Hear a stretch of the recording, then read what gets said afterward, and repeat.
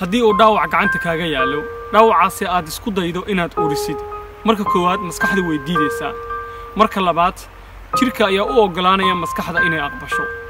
marka labaad oo aad urinaysid waxba kaagama urayaan laakiin dhaawacaasi dadku hadday arkaan way ka yaqyaqsoonayaan sidaas si lamida qalbigaaga hadduu dhaawac soo gaaro qalbigu wuu diidayaa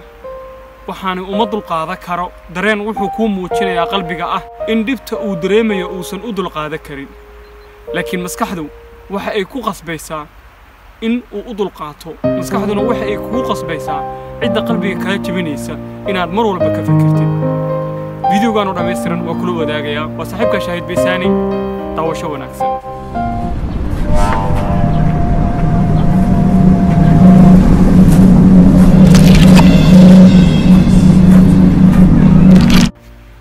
inta aan kula wadaagin dharka qodob ee aad uga soo kaban kartid haddii uu qalbi jab kugu dhaco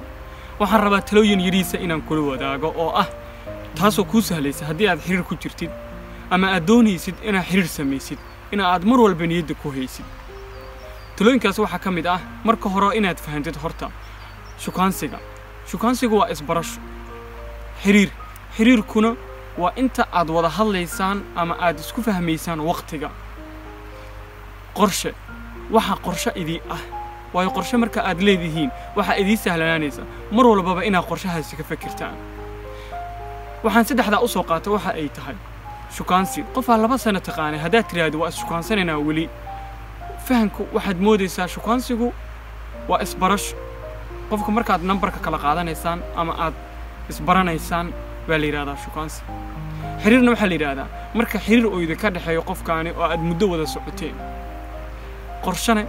waa qorshaha aad ka fikiraysaan mar walba laakiin mar walba hadaa telefoonka inta iska wacdaan ama aad xiriirtaan idan ka hadlin wax qorshaa waxa idii sahlanaanaysa qofka inaad qalbi jab kala kulantid waxaan kula wadaagayaa haddii aad qalbi jab la soo kulantay dhowr talo oo aad ku ilaawi kartid qalbi jabkii ku soo gaaray horta qalbi jab inaad la kulantid waxa sababaya waxa aad rajo ka lahayd oo ku suurgali waayay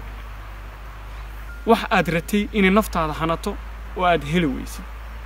taasi marka ay dhacdo waxaad la kulmaysaa xanuun aad ka dareemayso qalbiga xanuunkaas marka aad dareemaysid maskaxdu waxa ay kugu qasbaysaa inaad xanuunkaasi u dulqaadatid maskaxdu waxay kugu qasbaysaa ama ay ku tusaysaa rajo been ah haddaba haddaad qalbi jab la kulantay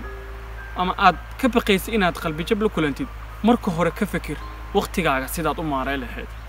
waqtigaaga hadduu ku maareysan yahay weligaa noloshaada qalbi jab lama kulmaysid qalbi jabku waxaa la kulma qofku markuusan waqtiga u maareysnayn waayo haddaad hal qof maanta oo dhan waqti la qaadatid halkii qof oo meesha ka baxo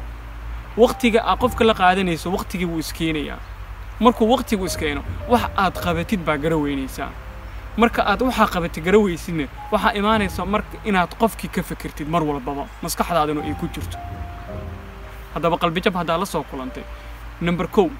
waxa aad ku dadaashaa ku meersashada aad ku meerinaysid qofka haddii aad social media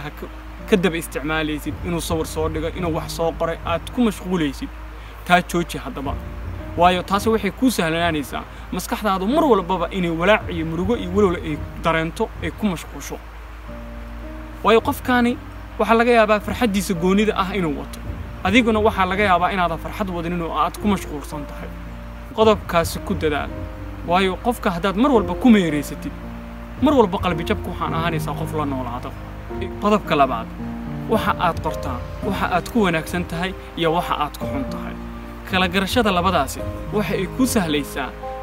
waxa aad ku wanaagsan tahay marka aad ogaatid inaad mar walba ku mashquulidaas aad ku mashquulaysa waxa aad ku wanaagsan tahay waxa ay ku sahlaysaa inaad qalbi jab sii dareemin inaad naftaada ku sii mashquulshid qodobka saddexaad haddaad qalbi jab dareemaysid waxa aad ku dadaashaa inaad jimicsiga noocu doono ha noqdo inaad samaysid haddaad wiil tahay kubadda isticmaal haddaad gabar tahay jiimka ama orodka ama waxyaabo adiga markaas aad jimicsi u sameey kartid waayo jimicsi marka aad samaysid jirkaagu wuu shaqaynayaa hormoonna ayaa la soo siideynayaa caafimaadkaagu wuu isbedelayaa caafimaadkaaga markuu isbedelo farxadda ayaa ku saaideyso farxadda markay ku saaidana waxaad ilaawaysaa qalbi jabkii waqtiga xataa waxaad ku isticmaashay intaad qofka ka fikri lahayd inaad gym aadid ama aad sport gurigaaga ku samaysid noocu doona ha noqdo. qodobka afraad waxa aad ku dadaashaa inaad rajo samaysatid, waayo rajadu waxa ay kuu sahlaysaa in aad wadadii noloshaada aad fuushid. waayo rajo la'aanta mar haddaad qalbi jab dareentid waxaad moodaysaa in noloshu rajadii dhan ay kaa dhuntay, laakiin markaas haddaad istiraado hadda ayay rajo kuu bilaabatay oo aad rajo cusub qoratid, rajadaasna aad cagta saartid, waxa kuu sahlanaanaysa rajadaa inaad ku mashquushid, qalbi jabkiina aad ku ilowdid. qodobka shanaad waxa aad ku dadaashaa inaad qof caawisid noocuu doono ha noqdo, ama la hadal ha noqoto, ama u sheekayn ha noqoto, ama waxa aad ku caawi kartid oo markaas aad awoodid inay noqoto. waayo caawinta aad qof caawinaysid waxaa ku koraya qalbigaagii jabay ayaa koraya, markuu korane dib ayuu qalbigaaga u soo laabanayaa caawinta aad qof caawinaysid. qodobka lixaad dhibaato ku soo gaartay ha ka sheekaynin, hana uga sheekaynin dadka. hadii saartay haddaad igu cusub tahay waa kaa codsanayaa waqtigaa kuu wacnaado. السلام عليكم.